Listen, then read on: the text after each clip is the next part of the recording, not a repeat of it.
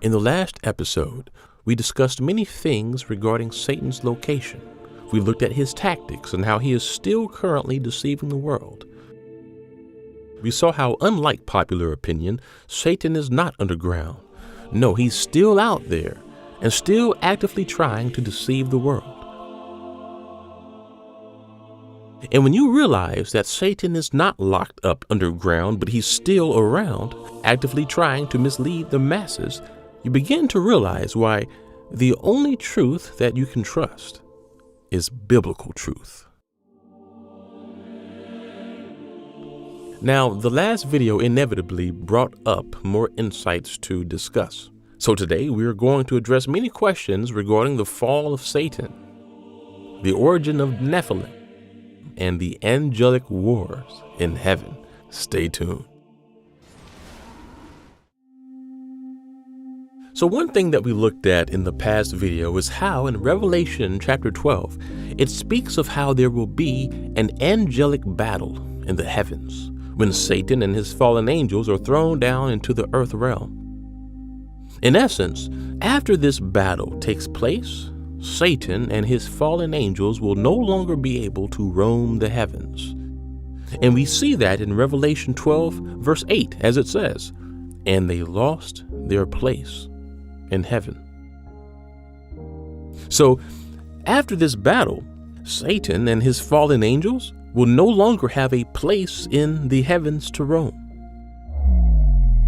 Now, automatically, when you hear the word heaven, we often think of the throne room of God, right? We only think of the high heaven. However, in this verse, we see that the Greek word for heavens here can often refer to the sky as well. It can refer to the atmosphere and even the universe. And so this is why many interpret this passage as referring to when Satan will ultimately lose his ability to roam and traverse the universe. Apparently, this is what will happen after this battle. He will lose or be dethroned from that ability. Now, this is interesting because many of us either believe that the angelic battle in Revelation 12 happened before the world began, or that it refers to something that will happen in the future. And so those are usually the two sides. Either it was a past thing or it's a future thing. So how can we investigate that? Well, one thing we can do to have more clarity on this is to see if there is anything in the Bible that indicates that Satan is currently roaming the universe. Then we will know if this battle took place in the past or if it is a future event. Now, of course, in the previous video, we did see how Paul writes in Ephesians 6:12 that we do not wrestle against flesh and blood, but against the rulers, against the authorities, against the cosmic powers over this present darkness, and against the spiritual forces of evil in the heavenly places. So this verse clearly shows that the forces of evil are currently in the heavenly places. Now, this right here is a translation from the ESV version. However, if you were looking at the King James version, you would see that it reads that the satanic forces are where? In high places. So to get down to the bottom of this, we really need to look at the original Greek words that were used. And one thing that we have to remember is that the Bible was not written in the English translations that we have today, or even the English translations that we have had for centuries. The Old Testament was originally written in Hebrew, and the New Testament was originally written in Greek. And the amazing thing is, God has so graciously allowed our generation to have Bible tools that allow us to investigate the original Hebrew and Greek words. Scholars have recovered many ancient manuscripts, some of the earliest existing copies, and placed the original words that were used in these Bible tools that we can all access. And so this is huge. You see, many who are against God and the Bible will say things like this. They will say, "How can you trust the Bible? There are so many different translations. It's not accurate, and some verses have been changed." I'm sure you've heard that argument. They will say, how can you trust this thing where there's so many different variances? But now you can respond to them how that argument doesn't really hold up anymore. Because today we can ourselves see the original Hebrew and Greek words. We can do the research and see what the original words were. And so in our generation, that argument is outdated. So if we want to see, what does it mean when it says that the satanic forces are ruling up in the heavenly places? All we have to do here is see what the original Greek word for heavenly places is.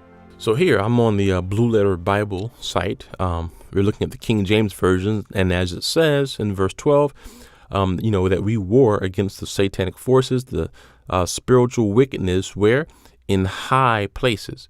And so what we want to do is see what is the original Greek word that was used for high places. Well, let's go to tools here, and we see that when we scroll down, the word that was translated into the word high is the word epidanias. And epidanias refers to what? Existing in the heavens, things that take place in heaven, the celestial regions. And the interesting thing is, in the King James Version, this same Greek word was used for the word heavenly many times in the scripture. We see that it was used for heavenly here. It was used for heavenly in John, in 1 Corinthians, and Ephesians. So this word usually refers to things heavenly. And in fact, the only time it's ever used for high is just in that one passage. And so this is why it is still accurate to say the domain of where these spiritual forces of darkness are in high, or you could say heavenly places, because that same word there is used to translate the word heavenly. And so in this instance, because the Greek word refers to the heavenly realm, it is more accurate to have a perspective of the domain of darkness, of the domain of Satan, as not some place underground where he's ruling, but ruling or roaming around in heavenly or high places. So if Satan and his forces are currently roaming around in the heavenly realm, has Revelation 12, verse 8 happened yet? Because it clearly says that when he and his forces are thrown down, they will lose their place in the heavens.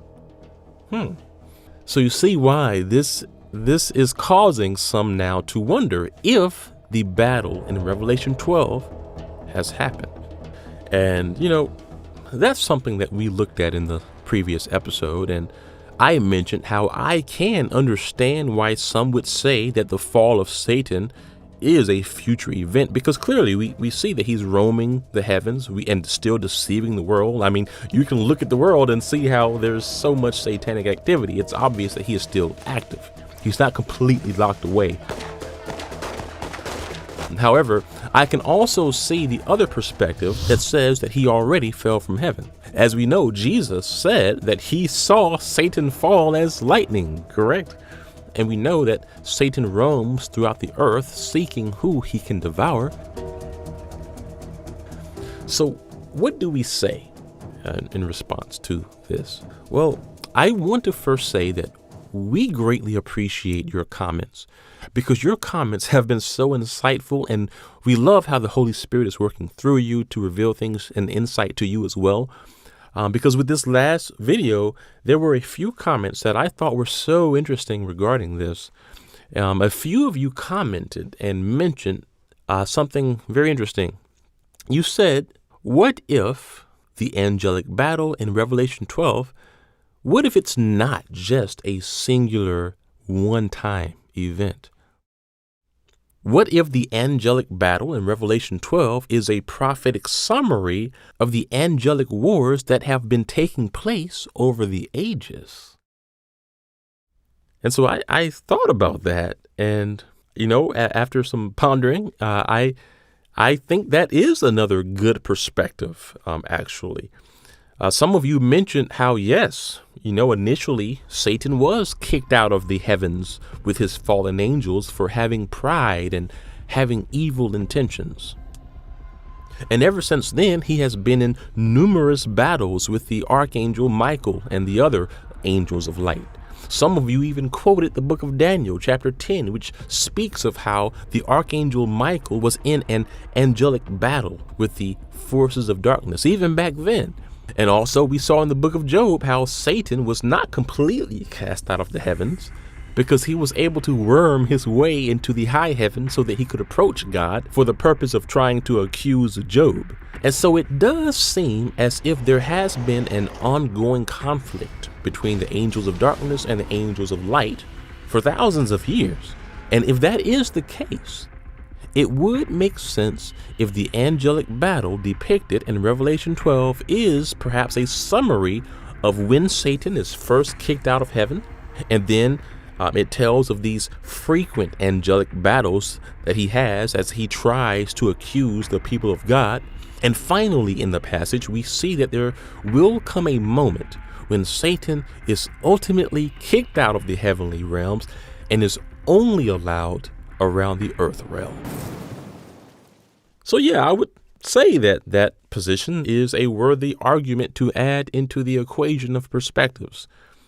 And so again, we're opening up the floor. What do you think about that point of view? Please share in the comments how you consider this and how you interpret Revelation 12. Now, I do think that there is more evidence within the text that indicates that this angelic battle in Revelation 12 likely did not completely take place before creation. And I think if you look at Revelation 12, verse 9, there's an indicator of that. Look at what it reads. And the great dragon was thrown down, that ancient serpent who is called the devil and Satan, the deceiver of the whole world. He was thrown down to the earth, and his angels were thrown down with him. Verse 10. And I heard a loud voice in heaven saying, now the salvation and the power and the kingdom of our God and the authority of his Christ have come. For the accuser of our brothers has been thrown down, who accuses them day and night before our God. So here we see that it says that he was thrown down as one who accuses the people of God, and that he was accusing believers before God day and night. So if this event here happened before humanity was even created, who would he have been accusing? Right? So you see why some scholars are saying that this is not just a past event, because we clearly see here that he has been accusing us, the brothers and sisters, before God, and then he is thrown down. And this is similar to how, as we saw in the previous episode, Satan was trying to accuse Job. Even though Job was a righteous man, Satan approached God to try to call out Job and to say that Job would curse God if he was inflicted with pain.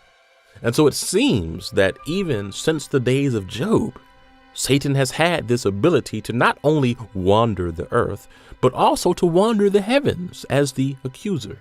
And so this is very interesting. Look at what it says in verse 11 as it explains how he was dislodged from the heavens. And they, the saints, have conquered him by the blood of the Lamb and by the word of their testimony, for they loved not their lives even unto death. Therefore rejoice, O heavens, and you who dwell in them. But woe to you, O earth and sea, for the devil has come down to you in great wrath, because he knows his time is short. So here it seems that one of the reasons that Satan will be thrown down is not just because of an angelic battle, but also because of what? The blood of the Lamb and by the word of the people of God's testimony. So we again see that this must not refer to what happened before creation, because you are involved with the dislodging of Satan. Now, of course, before creation, Satan obviously had some type of falling out with God. We know that. But here we see that he is ultimately expelled by the blood of the Lamb and by the testimony of God's people. And that is big, because that would mean that your proclamation of the gospel is a part of the ultimate dislodging of Satan. You see why he doesn't want the gospel to spread. You see why he doesn't want videos like this to get out. Because the more he is exposed, the closer he is to being expelled. So I believe the puzzle is starting to fit together. Because if the battle of Revelation 12 climatically will conclude when Satan is dislodged completely from the heavenly realms and then comes into the earth realm, we can see why right after he is thrown to the earth, he's furious. And as it says in Revelation 12, woe to the earth. The devil has come down to you in great wrath because he knows that his time is short. And then after that, what does he do? He empowers the Antichrist to rise. And this is why we see that in the very next chapter in Revelation 13, the Antichrist comes onto the scene. Now, something else that I briefly want to mention here is right after it says that Satan was thrown down to the earth. Look at what it reads in Revelation 12, verse 9. He was thrown down to the earth, and his angels were thrown down with him. And I heard a loud voice in heaven saying, now the salvation and the power and the kingdom of our God and the authority of his Christ have come. For the accuser of our brothers has been thrown down, who accuses them day and night before our God. And so if we look at the Greek words behind this passage, it says the soteria has come, the dunamis, this is power. Soteria, that refers to salvation. And the word salvation there can mean salvation, which we know salvation we have in Christ. And salvation refers to what? Deliverance, safety, deliverance from the molestation of enemies. This is how that word is often used in Scripture to refer to really being rescued in a way. So when it says that now that Satan has been dislodged from his position, he's basically saying now the people of God can experience deliverance and they can experience power and the what? The authority of his Messiah. Interesting. And of course, there are many ways that you can interpret this, but I think one perspective to consider is that after Satan is thrown out and loses all of his level of authority in the heavenly realms, that likely will be the beginning of what? The tribulation. Because he will be thrown down to the earth, the Antichrist will rise, and what happens towards the beginning of the tribulation? The rising of the two witnesses. When the power of God, as it was shown in the book of Acts and in the days of Moses and Elijah, once again comes into the world to war against evil. So it is possible that the deliverance and the power and authority that will come after Satan is dislodged and completely thrown down is a reference to the power and authority that the witnesses of God will walk in thereafter. And so we actually did a documentary on the two witnesses, and I recommend watching that, especially part 2. In fact, you could just start with part 2 because I feel that that is in far more detail. It looks at not just the olive trees, the house of Judah and the house of Israel, but also it looks at the two lampstands in detail, and that is critical. And so please check that out if you would like to know more about the two witnesses.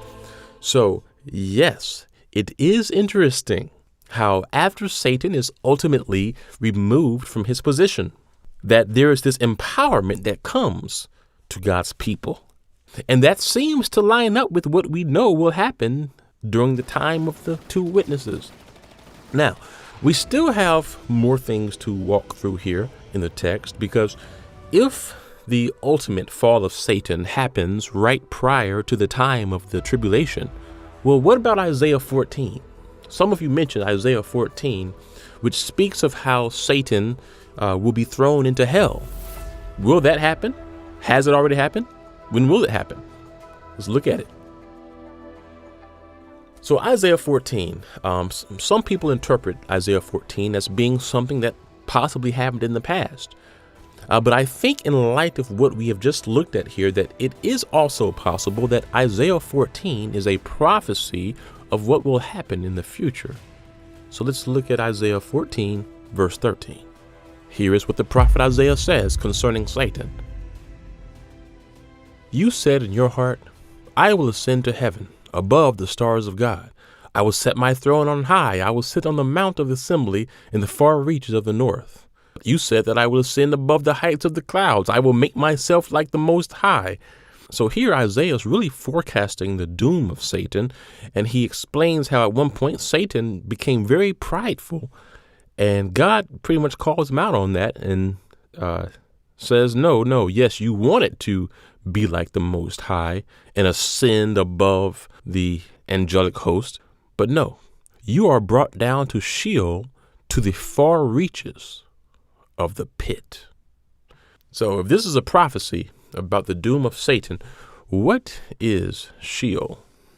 Well, when we look at the original Hebrew word for Sheol, and of course, I believe in the King James Version that would have been translated as either the grave or hell or even the pit. But the actual Hebrew word used there is Sheol, and that is often referred to as the underworld. Sometimes it is translated as grave, the pit. Usually it's used as the Old Testament designation for the abode of the dead.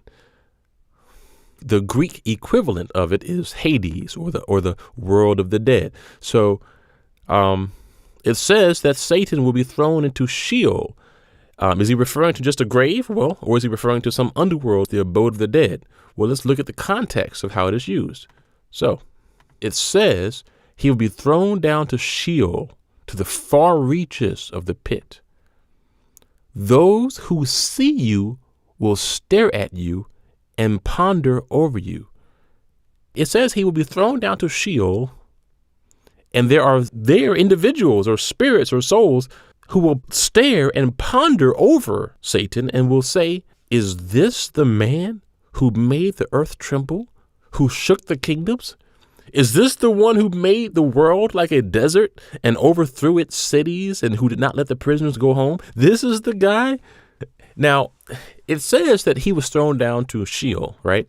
And he was thrown down to the far reaches of the pit. Where is that? Where is that located? Well, in the last episode, we looked at how the fallen angels who sinned back in Noah's day were sent where? To Tartaro. And Tartaro in the Greek refers to the deepest abyss of Hades, which again is often referred to as the underworld. And we saw how the Apostle Peter wrote that some of the fallen angels were locked up in the deepest abyss of the underworld. And so that same language is used here as Isaiah prophesies that Satan will ultimately be thrown into the far reaches of Sheol, which many interpret as the underworld. So the ultimate question is, when does that happen? When will he be thrown into the abyss of Sheol? Well, again, we see that in Isaiah 14 through 16, he is thrown down. And when he is thrown into this pit, there are individuals there who see him and ponder over him. Like, is this the Satan, the great deceiver? And so this seems to indicate that when he is thrown into Sheol or the underworld, that this is not something that happened before creation, because when he is thrown there are individuals there questioning and pondering over him. That has to indicate that this is a prophecy of a future event. It's a prophecy summarizing why he was cast out of heaven, and it then prophesizes his ultimate doom, where one day he will be thrown into the abyss, the pit, the deepest abode of Sheol.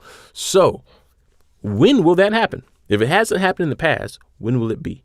Well, let's look at Satan's timeline. So at one point, Satan, he was in heaven. He was a beautiful angelic being. And then at some point, he began to realize that, and pride and jealousy possessed him, jealousy of God.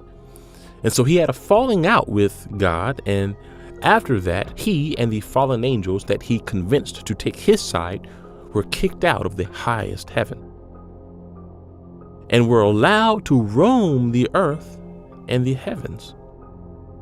Now, just as we've seen before, even after he was kicked out, sometimes he would visit heaven to try and accuse the people of God like he tried to do with Job.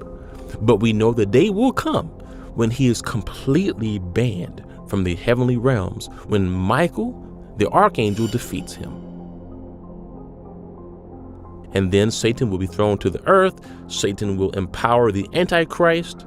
And after the Antichrist rises and creates chaos, we know that then Jesus will return.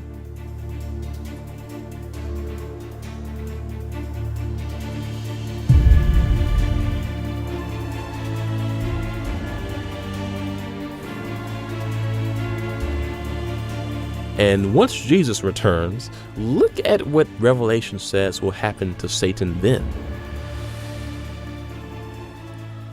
Revelation 20, verse 1.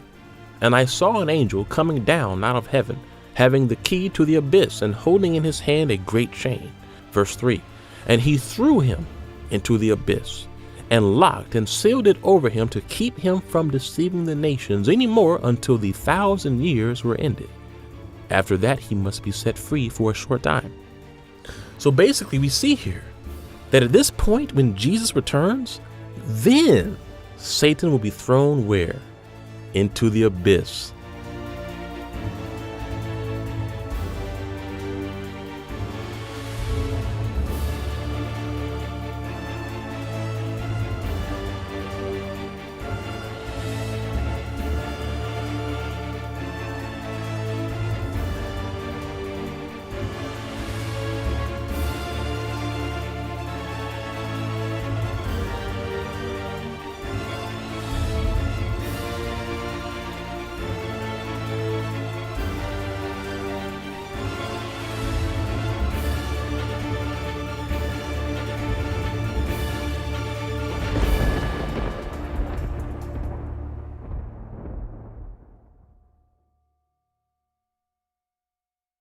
Now, if you're reading along in the King James Version, it may read that he was cast into the bottomless pit. But again, if you look at the original Greek word there, the bottomless pit there is translated from the Greek word abyssos, which is where we get the word abyss. And so even in the King James Version, really all versions, the root word there is abyss. And what does that refer to? It refers to, of course, the bottomless pit, and it is used in the Bible to refer to often the lowest parts in the earth, the realm of the dead, especially the abode of demons. There are some who would argue that this is actually within the core of the earth or in the center of it. So we actually do have a video that explores where Sheol or Hades and the abyss might be in our earth. So please check that out. It is called Hell Explained Part 2. So I wanted to show that, yes, the word for bottomless pit here is abyss. And so we see that in Revelation, he will be thrown into the abyss or the lowest parts of Sheol, and that aligns perfectly with the prophecy in Isaiah 14, which says he will be brought down to the far reaches of the pit. And then it says that those who see him will almost be in shock. They will almost mock him like, this is the guy who deceived the world. So there you have it. Very interesting. And of course, if you have researched this, please share your insights as well. Now, it's time to go into depth on a few things.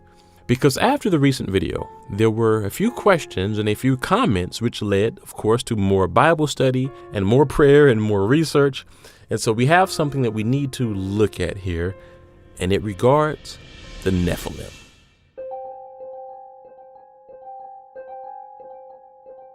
Now, in the previous video, we looked at a few theological perspectives on the Nephilim, demons, and fallen angels. And we started by examining Genesis 6.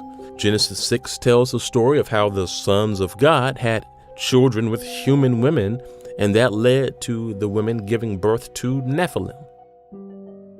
And whenever you do research on Genesis 6 and you look into theological commentaries, when it begins to interpret the Nephilim, most theologians will often mention how this is similar to the language that is found in the book of Enoch. Well, the book of Enoch, as we know, is an ancient Israelite document that speaks of how long ago angelic beings who were referred to as the sons of God mated with humans, which produced these Nephilim. And so I think at this point we all are familiar with what the book of Enoch says. But how would you interpret Genesis 6 if you stick solely to the Bible? What would it mean by sons of God here? Well, one thing that you can do is cross-reference. So all we have to do here is type in sons of God, and let's see what that pulls up. And so, of course, in the Old Testament, sons of God, in Genesis 6, verse 2, this is referring to the sons of God saw the daughters of humans.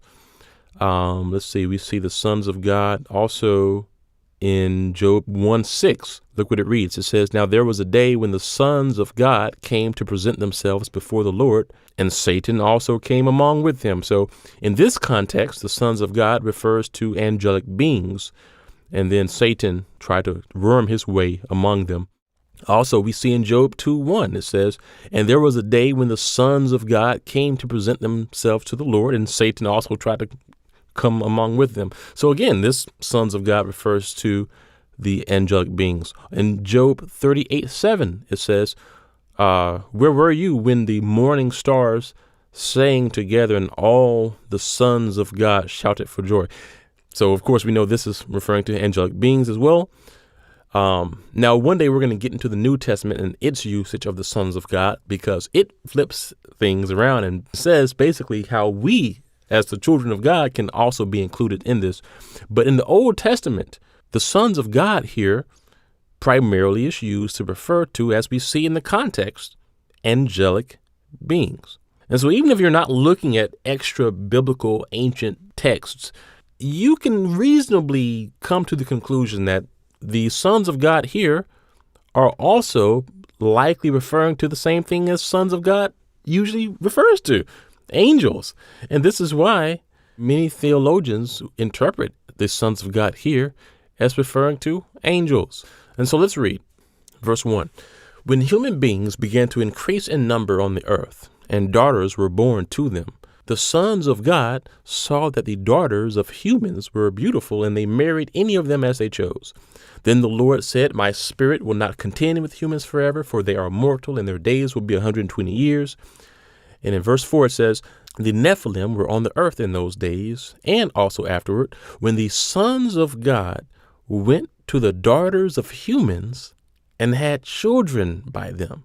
The sons of God went to the daughters of humans and had children. They were the heroes of old, men of renown. The King James Version actually interprets this very well to say mighty. They were creatures of strength. So this is where people have questions and concerns, and it causes a lot of rift and confusion and hard contemplations, because you have to wonder, how is it possible for angels to have children with humans? Right? Like, clearly, it seems to indicate that the sons of God, which we see in the Old Testament usually refers to angels, saw the daughters of humans and then had children by them, which produced Nephilim. Why did that happen, and how did it happen? Do angelic bodies have the ability to reproduce? And if so, why? Right? We know if they weren't supposed to do that, why would they even be given that type of a body? That's one of the big questions that many ask. And I think it's a great question. You know, why would angels be given that ability if they were not purposed for it? And I guess, you know, my best shot at thinking through that is we do have to remember that angels are not like ghosts, right? They're not just disembodied spirits. They are spiritual beings. You know, you are a spiritual being. We all have a spirit.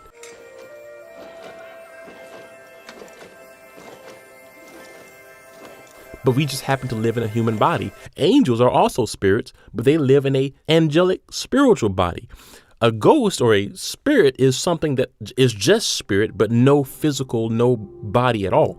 And so angels aren't like that. They do have bodies, but a spiritual body. And a spiritual body is a type of body that is very unique. We looked at in the last video how often it can be invisible. Sometimes it can even go through objects, but it can also take on physical form if it wants to. And we see this numerous times in scripture. In Sodom and Gomorrah, there were angels who took on physical form. And once they did, some of the men in that region started to lust after them.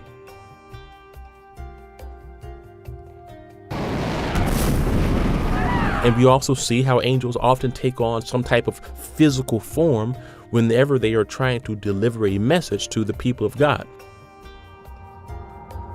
And one of the biggest eye-opening accounts is what is written in the book of Hebrews, chapter 13. Look at what it reads.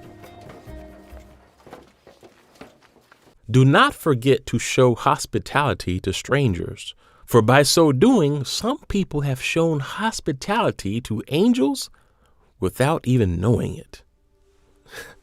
Wow. So here the writer of Hebrews says that basically you better be careful how you treat people.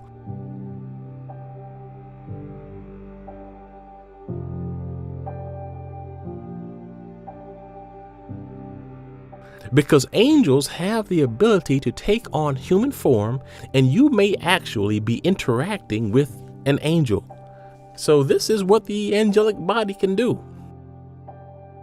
Spirits don't have a body. They can't just morph into human form. Demons cannot do that. They have to try to possess a human body. They can't just create their own body and start showing up places. But a spiritual body can do that. And so if angels can take on human form at will, we see why their body could possibly take on human form if it wanted to, and perhaps even produce a child with it. Because apparently with the angelic body, there's not really any limitation as far as what their physical body could do. However, as we see here, if a human and an angel were to interact in that way, a Nephilim would be produced. And they are described as people that are mortal, absolutely, but a bit different and larger in size. Now, if you were to look at the King James Version in Genesis 6:4, instead of the word Nephilim, it will read giants. So if you were reading the King James Version, how would you have known that this is actually referring to Nephilim? Well, again, we can easily investigate that. All we have to do is just go to where it says tools here, and we see that the original Hebrew word there for giants was what? Nephil, which is where we get the word Nephilim. And this is one of the reasons why these Bible tools are so great. If you were to type in, let's see, the word giants here, you will see that it says giants in Genesis 6:4. We know that refers to Nephilim. But if you were to go to Deuteronomy 2:11, it says giants. But to go a little bit deeper, you would have seen that in that instance of the word giants is actually the Hebrew word Raphae, which is completely different from what a Nephilim is. And we are truly blessed that we live in a generation where we can see the original Hebrew and Greek words, because now we can see what the original author meant when he wrote the word giants. We know here it refers to Nephilim, here it refers to Raphae, which is really about just large beings, but here it gets more specific as to what was the makeup of these beings. So again, this is a great resource. It's free. And this is the Blue Letter Bible site. So definitely make use of these. And so now that we have looked at the sons of God and the Nephilim, we can tackle a very troubling thought. Okay, so some have asked this question, and I have pondered it myself.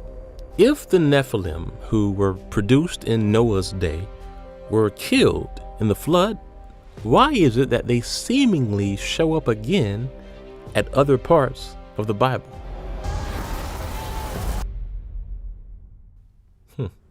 Big question.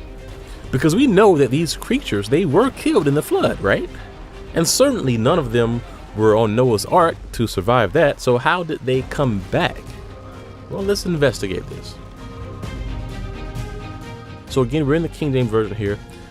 We know that the giants here in Genesis 6:4, that refers to the Hebrew word, the Nephil, which is where we get Nephilim. We know that in Deuteronomy 2:11, that instance of the word giants refers to Raphael, which is a different context. Also, Deuteronomy 2:20, that refers to the giants, Raphael. This is also different. So what we want to do is find out, are there any instances of the word Nephilim other than just what is shown here in Genesis 6:4?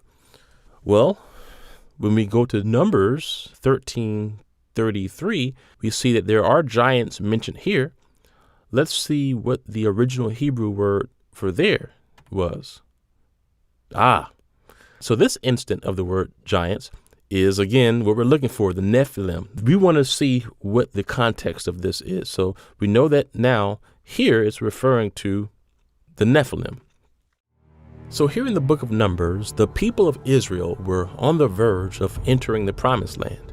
And before they could enter, Moses commanded some of them to go and spy the land to make sure that it was safe for entry. And when these spies went out to view the land, there they saw Nephilim. And they were frightened and they were scared. They returned to Moses, and look at what they said. They returned to Moses and said, "And there we saw the giants, which we know are Nephilim, the sons of Anak, which come from the giants. And we were in our own sight as grasshoppers, and so were we in their sight." So this is interesting. They reported that they saw the Nephilim, the giants, and whether or not they actually saw original Nephilim or not, we see that these here, the sons of Anak, were the descendants of the Nephilim. And so if that is the case, it must indicate that at some point after the flood, the Nephilim must have returned, if they ended up having descendants and children who were living in the promised land. So how is that possible? How is that possible? Well, there are a couple of theories about this. One is that possibly the Nephilim survived the flood. Not sure how that might have happened. Some theories are that perhaps the fallen angels took some of the Nephilims away before the flood came and then brought them back. That's one theory. The second theory is that perhaps the Nephilim were reproduced after the flood. So which is it? Yeah, I had to do some research on this, but thankfully, some of you provided insight in the comments, and a few of you pointed out something that was pretty evident right there in the text. So let's look at it. Genesis 6, verse 4. The Nephilim were on the earth in those days, and also afterward, when the sons of God went to the daughters of humans and had children by them. So right here, it says in Genesis that yes, the Nephilim were around the days of Noah, but then even after the days of Noah, they were still around, and also afterward. How did that happen? How did that happen? It says it. And also afterwards, when the sons of God went to the daughters of humans and had children by them. The ordering of the text is so critical. It says that they were here in Noah's day and afterwards. How? When the sons of God had children with human women. That is huge.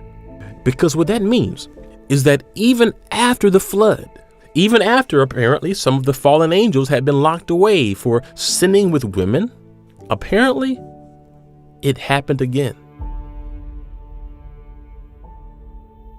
And I assume it wasn't on a massive scale, but we do see that after the flood, some of those fallen angels were likely up to the same thing, making appearances on the earth, interfering with humanity, and even producing Nephilim. Which is why we see them again around the time of Moses. And so this is not an insignificant thing, because this would mean that it is possible that even after the flood, as long as fallen angels are around, they still could interact with people. You see how that would drastically change things? Because the question becomes, if fallen angels were able to produce Nephilim even after the flood, are they able to do it again, even now? That is the question. And I will say this. I will say, if you look at the very last scene of the previous episode, there is a message there.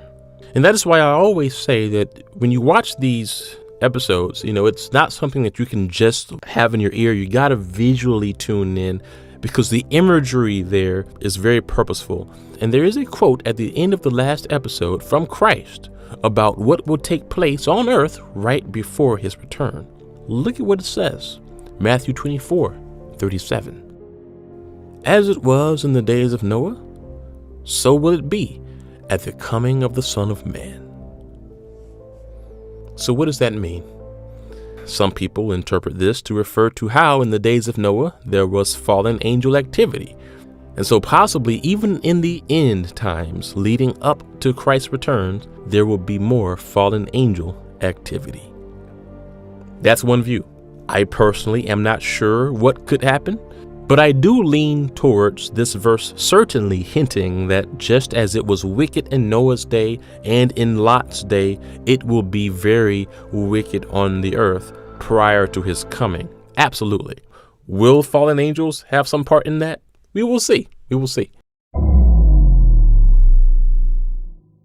Many of them who sinned back in Noah's day were locked up in Tartarus. We explored that in the last video, but we know that Satan and his fallen angels, some of them are still deceiving the world. That we have pretty much clarified with these past couple of presentations here, looking at the text. Can they return, and to what capacity? We will see. But it is something to think about. It is something to discuss, and would love your insights on this and what you feel the Holy Spirit is speaking to you. This is a ministry where you are involved. People are reading your comments, and that is critical. That is very critical. And so now that we have gone over these things, we can now begin full production on the next episode, which will cover the Holy Spirit activity of the first century church. It will be a very important presentation.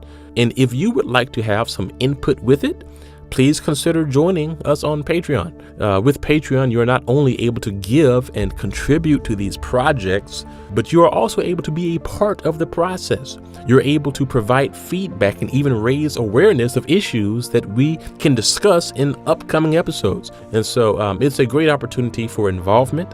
And so thank you for watching, and the next episode is coming soon. God bless.